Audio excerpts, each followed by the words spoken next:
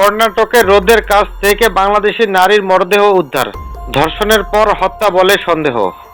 ভারতের কর্ণাটক রাজ্যের রামমূর্তিনগর এলাকায় কালকেরের রোদের কাছ থেকে গতকাল এক বাংলাদেশি নারীর মরদেহ উদ্ধার করা হয়েছে। প্রাথমিক তদন্তের ভিত্তিতে পুলিশের ধারণা ধর্ষণের পর হত্যা করা হয়েছে তাকে। পুলিশ বলেছে ওই নারী একটি অ্যাপার্টমেন্টে গৃহ পরিচালিকার কাজ করতেন। তাদের ধারণা গত বৃহস্পতিবার বাড়ি ফেরার পথে ধর্ষণ ও হত্যার শিকার হন তিনি। গতকাল স্থানীয় লোকজন একটি নির্জন স্থানে তার মরদেহ দেখে পুলিশকে খবর দেন।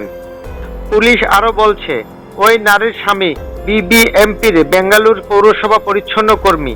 স্বামী ও 3 সন্তানের সঙ্গে এ শহরেই থাকতেন তিনি। হিন্দুস্তান টাইমসকে এক পুলিশ কর্মকর্তা বলেন, মরদেহটি একজন বাংলাদেশীর। তিনি 6 বছর ধরে ভারতে অবস্থান করছিলেন।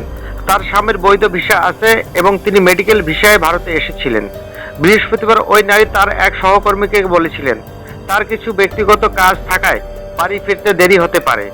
তিনি সহকর্মীকে তাকে ছাড়াই চলে যেতে বলেন, কিন্তু অনেক রাত পর্যন্ত বাড়ি না ফেরায় সেদিন রামমূর্তিনগর থানায় তার নিখোঁজ থাকার বিষয়ে অভিযোগ করেন তার স্বামী। পুলিশের ধারণা ওই নারী পরিচিত কারোর সঙ্গে দেখা করতে স্বেচ্ছায় একটি নির্জন স্থানে গিয়েছিলেন।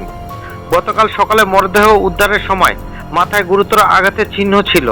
তাদের আরও ধারণা কোনো বিবাদকে কেন্দ্র করে তাকে হত্যা করা হয়েছে।